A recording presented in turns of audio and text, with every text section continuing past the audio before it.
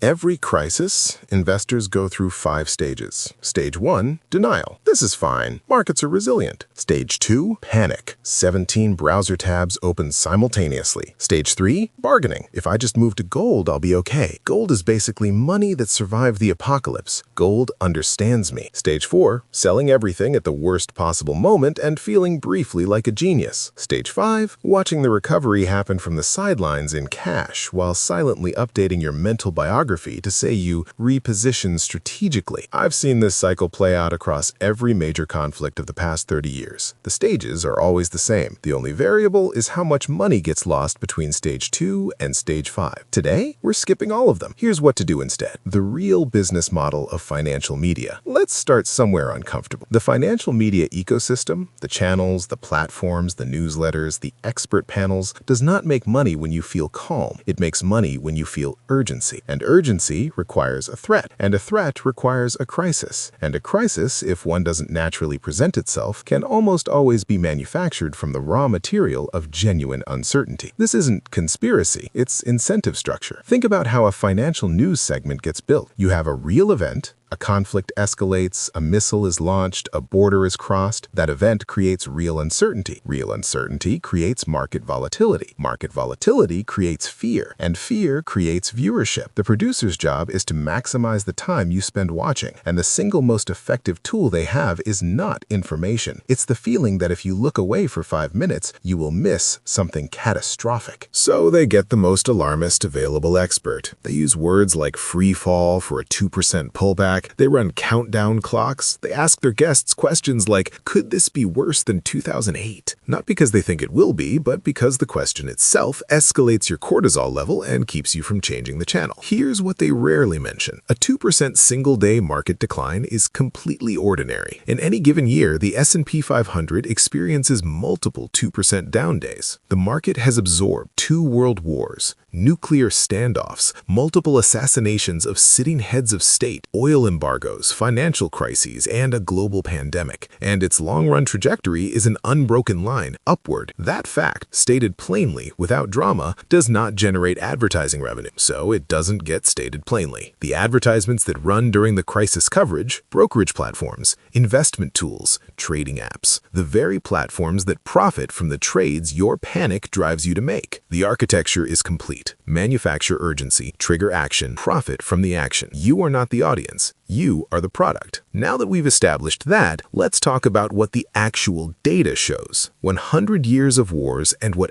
actually happened to money. If you only consume financial news during geopolitical crises, you would believe that markets collapse in wartime, that investors flee, that capital evaporates. Here is what actually happened across more than 50 major armed conflicts and geopolitical events since the end of World War II, according to research from Hartford Funds, Ned Davis Research, and institutional data going back to 1940. Markets delivered positive returns 1 year after the onset of armed conflict in 73% of cases. Not 73% of the quiet, peaceful years, 73% of the years immediately following the outbreak of war. The average peak-to-trough decline across 20 major post-World War II military events was around 6%, and the average time for the market to return to pre-event levels was approximately 28 days. 28 days. That's not years. That's barely a month. And in 19 out of 20 cases studied, the market recovered within that window, regardless of how long the conflict itself lasted. The Russia-Ukraine war is instructive here. When the invasion began in February 2022, widespread predictions circulated about a sustained market collapse. What actually happened? The S&P 500 has risen more than 60% since that invasion began. The MSCI Poland Index, for a country literally bordering the conflict, climbed over 155% in the 4 years following the invasion. The MSCI Israel Index gained more than 113% in the 2.5 years after the October 7, 2023 attack. These aren't the numbers of markets that collapse in wartime. These are the numbers of markets that absorb, adapt, and ultimately reward patience. The psychology trap, why smart people make the wrong call. Here's the thing nobody warns you about. When you make the wrong financial decision during a crisis, it won't feel like a mistake. It will feel like clarity, like you finally cut through the noise, like you're being rational while everyone everyone else is being emotional. This is the specific cognitive distortion that crisis investing creates. The relief of action masquerades as wisdom. You see the headlines. You see the red tickers. You feel the weight of genuine uncertainty. And then you sell. And the moment you do, there's a wave of psychological relief because you've done something. You're no longer passively watching a number decline. You're in control. That feeling of control is completely disconnected from whether you made the right decision. It is simply the neurological reward your brain gives you for taking action in response to a perceived threat. What happens next is equally predictable. The market stabilizes. Maybe it gets worse before it gets better, but within weeks, in the vast majority of historical cases, the recovery begins. And now you face a second, far more difficult problem: when to get back in. Your brain, having once rewarded you with relief for selling, is not going to rush you back into risk. It's going to require certainty. It's going to wait for clarity. And clarity, in the context of any geopolitical conflict, never fully arrives. There is always a next escalation to worry about, a next headline to fear, a next analyst to warn you that the worst is still ahead. Hartford Funds data makes the cost of this concrete. If you had invested $10,000 in the S&P 500 and left it untouched for the 30 years through 2024, you'd have substantial gains. Miss the market's 10 best days in that entire stretch, and your returns get cut in half. Miss the 30 best days, and your returns shrink by 83%. The critical context that financial media never emphasizes: 78% of the market's best single days have occurred either during a bear market or within the first 2 months of a bull market recovering from one. The best days and the worst days cluster together. They are essentially part of the same event. When you sell during a downturn to avoid the worst days, you almost inevitably miss the best ones too. The person who held through every war, every crisis, every recession across the past century did not have superior information. They had a superior framework. They understood that the price of long-term market returns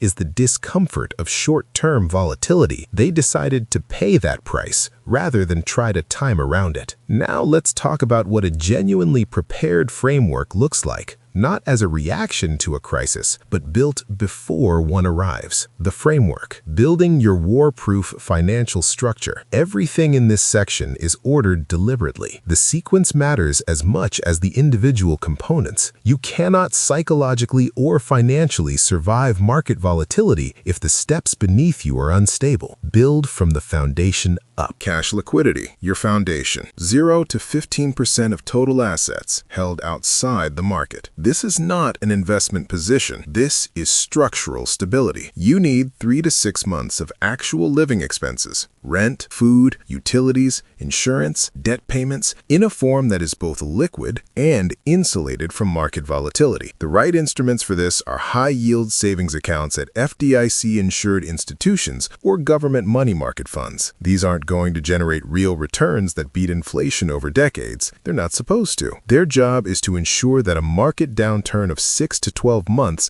does not force you to liquidate investment positions at exactly the wrong moment. There's a less discussed element worth including here: some physical cash. A few $1,000s held at home. This sounds excessive until you understand what actually happens to digital payment infrastructure during active geopolitical conflict. When Russia was cut off from the SWIFT international payment network in 2022, Russian citizens experienced disrupted access to ATMs, not because their money had disappeared, but because the electronic architecture that moved it had been severed. Cyber operations targeting financial infrastructure are now a documented component of modern conflict, not a hypothetical scenario. A short-term disruption to digital payment systems, even for days, not months, becomes a significant problem if you have no physical alternative. This is not a doomsday provision. It's a practical hedge against a specific and historically documented failure mode. Critical boundary: this is also exactly where you stop with cash. Every dollar beyond your liquidity buffer sitting in a savings account during wartime is actively losing losing real purchasing power. Warren Buffett has said repeatedly that holding excess cash during inflationary periods is among the most reliably value-destroying behaviors an investor can engage in. Wartime inflation runs historically about 1.5 percentage points above peacetime averages. That gap compounds quietly and relentlessly. Build the floor. Stop there. Gold is one of the most misused assets in a crisis investor's toolkit because most people buy it at exactly the wrong moment for exactly the right reasons. The emotional case for gold during a conflict is intuitive. If everything collapses, gold retains value. Historically, that instinct is correct about the asset class and catastrophically wrong about the entry timing. Gold spikes on fear. It prices in the worst-case outcome immediately, and when that worst case doesn't materialize, which historically it usually doesn't, at least not as completely as initially feared, it gives back the fear premium. Investors who bought gold at the January 1980 peak during the Soviet-Afghanistan invasion waited more than 2 decades to break even in inflation-adjusted terms. Investors who chased the 2011 peak during the debt ceiling crisis watched gold fall 40% over the following 2 years. If you're reading a headline about gold hitting all-time highs, part of that move is already behind you. Here is what is different about the current environment and why gold deserves a permanent allocation rather than a crisis-reactive one. Since 2022, central banks globally have been purchasing gold at the highest recorded rates in history, over 1,000 metric tons annually in consecutive years. This isn't panic buying by individual investors. This is deliberate, multi-year institutional repositioning by the entities that manage sovereign reserves, explicitly to reduce dependence on the US dollar as the world's dominant reserve currency. When the buyers are central banks operating on multi-decade mandates, the trade thesis is structural, not cyclical. Practical implementation: IAU and GLD are the 2 primary ETF vehicles. IAU carries a slightly lower expense ratio. Both hold physical gold. For a small slice of your gold allocation, perhaps 5 to 10% of that 10% position, consider physical coins, not for apocalyptic scenarios, but for the practical utility of having a universally recognized store of value in a format that requires no functioning digital infrastructure to transact. Let's be direct about something that makes a lot of investors uncomfortable. The discomfort around investing in defense companies is understandable. These are businesses that manufacture weapons. Acknowledging their stock prices benefit from global conflict requires holding 2 uncomfortable truths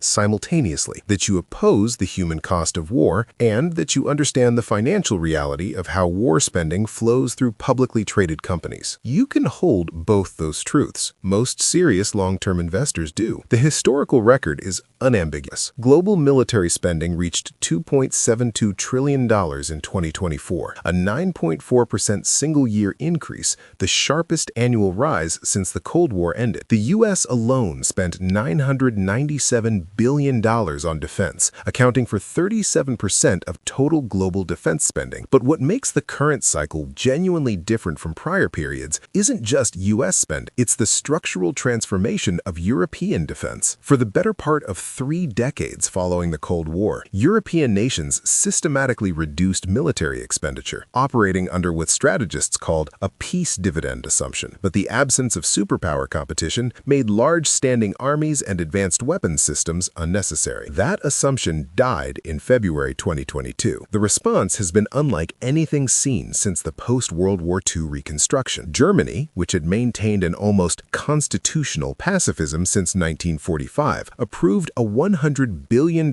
special defense fund within days of the Ukraine invasion. EU-wide defense spending has broken records every year since. NATO's June 2025 summit committed member nations to a target of 5% of GDP on defense by 2035, combining traditional military budgets with infrastructure investments. Poland is currently spending over 4% of GDP on defense, the highest in the alliance. European defense companies, Rheinmetall, BAE Systems, Saab, Leonardo, and Dassault are operating on multi-year order backlogs that ensure revenue visibility regardless of near-term conflict outcomes. Rheinmetall is publicly forecasting a 5-fold revenue increase by 2030. BAE Systems entered 2025 with a backlog of £78.8 billion. Saab's first quarter of 2025 2025 was its best ever, with 11% organic sales growth. Leonardo's new orders surged 21% in the same period. This is not a crisis trade. This is a decade-long structural rearmament cycle that geopolitical events accelerated but did not create. ETF options. XAR, Spider S&P Aerospace and Defense, equal-weighted 40 holdings, 0.35% expense ratio. The equal weighting prevents concentration in the 2 or 3 largest contractors and gives meaningful exposure to mid-cap defense firms. SHLD, Global X Defense Tech, tech-oriented, heavier on AI-enabled defense systems, cybersecurity, and drone technology, has generated over 59% annualized return since its September 2023 launch as of early 2026. EUAD, Select Stocks Europe Aerospace and Defense, European-focused, up 49% in the trailing 12 months through early 2026, provides exposure to the rearmament cycle in the region where the structural shift has been most dramatic. A blended position across XAR and either SHLD or EUAD provides both the established U.S. contractor base and the higher-growth European and tech-forward segments. Energy, the supply shock sector, 10 to 15% of investable assets. Energy has a consistent and well-documented relationship with geopolitical conflict, and it stems from a simple geographic reality. The most heavily contested regions of the world sit on or adjacent to the world's most critical energy infrastructure, the Strait of Hormuz, through which approximately 13 million barrels of oil pass daily, runs through a region that has experienced recurring instability for decades. The Black Sea and its adjacent pipeline networks run directly through the zone of the Russia-Ukraine conflict. Energy infrastructure, pipelines, refineries, shipping lanes, is both a strategic military objective and a financial pressure point. The pattern is consistent across history. Conflict restricts supply. Restricted supply drives prices. Higher prices drive energy company revenue. That revenue flows into stock prices. The 2022 data point is still the clearest recent illustration. In a year when the S&P 500 declined approximately 18%, the energy sector ETF, XLE, gained 64%. That's an 82 percentage point divergence, the largest single-year gap between energy and the broad market in the fund's history. What was the financial media covering during 2022? The NASDAQ sell-off, the end of the growth era, the technology bear market, all of which was accurate and important. The 64% return in energy received a fraction of the coverage because positive returns in one sector don't generate the same urgency as broad market declines. Current environment. Global energy infrastructure is under sustained pressure from multiple simultaneous conflicts. The transition to renewable energy is proceeding, but the timeline extends decades, not years. Fossil fuel infrastructure will be geopolitically relevant for the foreseeable future. XLE remains the primary broad market vehicle. Largest energy companies, 9 basis points expense ratio, concentrated in Exxon and Chevron, but capturing the sector broadly. For investors seeking more upstream exploration and production exposure, XOP provides a different risk profile within the same theme. Consumer staples, your portfolio's shock absorber, 10 to 15% of investable assets. Consumer staples are the financial equivalent of gravity. They are not exciting. They do not appear on lists of high-growth opportunities. They will never be the topic of a viral investing thread. They also do not go away during wars, recessions, or any other disruption humans have managed to generate in the past century. The behavioral economics here is straightforward. When uncertainty rises, consumers don't eliminate spending, they redirect it. Travel gets canceled, restaurant visits stop, discretionary purchases get deferred, but toothpaste,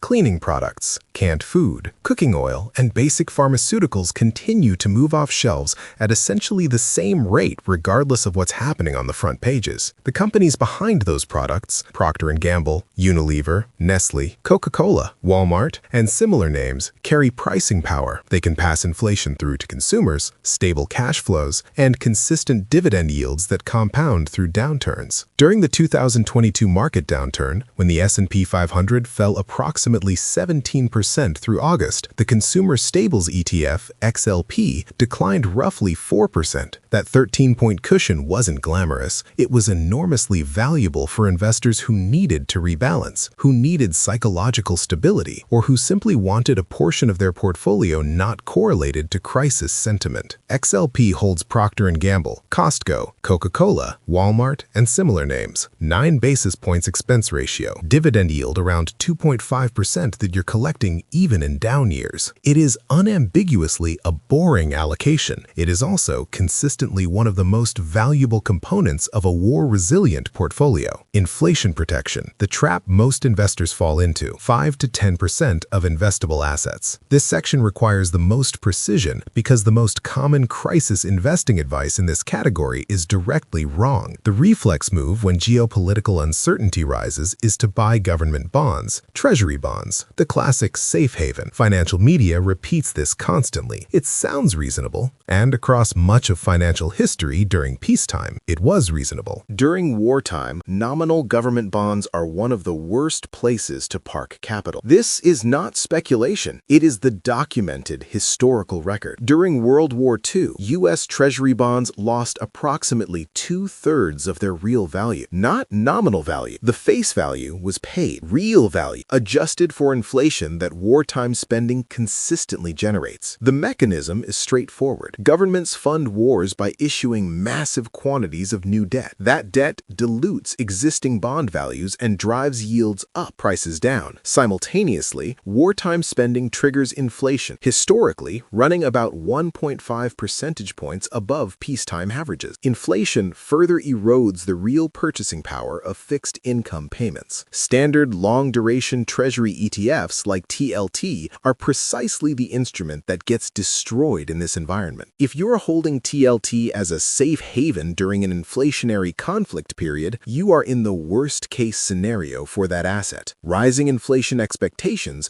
combined with government debt issuance. What actually works? TIPS, Treasury Inflation-Protected Securities. These are U.S. government bonds where the principal adjusts automatically when the consumer price index rises. If inflation runs at 6%, your principal grows by 6%. You don't need to do anything. The adjustment happens at the government level. The ETF vehicle is SCHP or VITP for shorter duration TIPS, which are less sensitive to interest rate changes than longer duration alternatives. Series I savings bonds purchased directly at treasurydirect.gov. 0 expense ratio, fully inflation adjusted. The current composite rate adjusts every 6 months based on actual CPI. Maximum purchase is $10,000 per person per year with a 12-month lockup period. The lockup sounds like a disadvantage. Consider reframing it. The government is forcing you not to panic sell your own inflation hedge during the exact period when panic selling is most psychologically tempting. That is an objectively useful constraint. The clear avoidance is standard long-duration nominal treasuries during an active inflationary conflict. TLT specifically should be avoided or actively reduced in a war period portfolio. Your existing index funds, the untouchable core, remaining allocation. Everything built in the previous 6 layers exists to protect and support this final component. Your broad market index funds, VTI, VOO, SPY, whatever you hold, are not touched during a crisis. Not reduced, not paused, not rerouted, untouched. CFA Institute data covering every major armed conflict since World War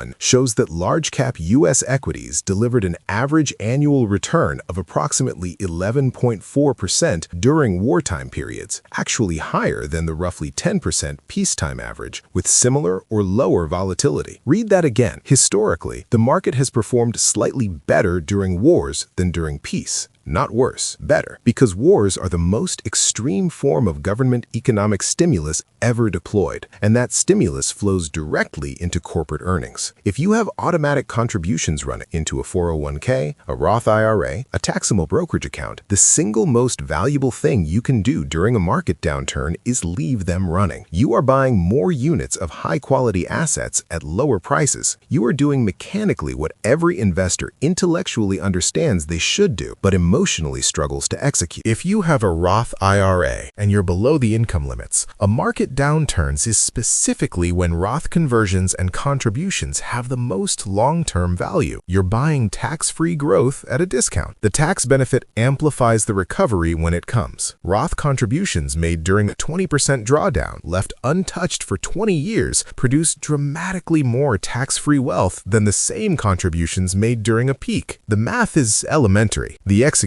requires ignoring everything your emotional system tells you to do. Let's make this concrete. Two investors both start with $45,000 in broad market index funds at the beginning of 2022. Both receive the same news alerts the morning Russia invades Ukraine. Investor A watches 3 hours of coverage, sees the word crisis more times than he can count, and sells his entire position that morning. He moves to cash. He waits for clarity. He re-enters the market in late summer, after the initial shock has faded, after the defense sector is already run substantially, after the energy sector is up over 60% for the year. He captures none of the sector-specific upside. He locks in a taxable event on the sale. His $45,000, 4 years later, has grown modestly from market returns after re-entry, but is weighed down by the capital gains tax, the missed recovery, and the months sitting in cash losing purchasing power during peak inflation. Investor B reads one piece of historical context, that markets have recovered from every major geopolitical event within an average of 28 trading days, and turns off the television. She leaves her automatic contributions running. She adds to her existing positions in defense and energy ETFs, which she already held as part of a structured allocation. She adds inflation-protected securities as interest rates rise. She does nothing else. She continues to work, to save, to contribute automatically every month, buying more shares at lower prices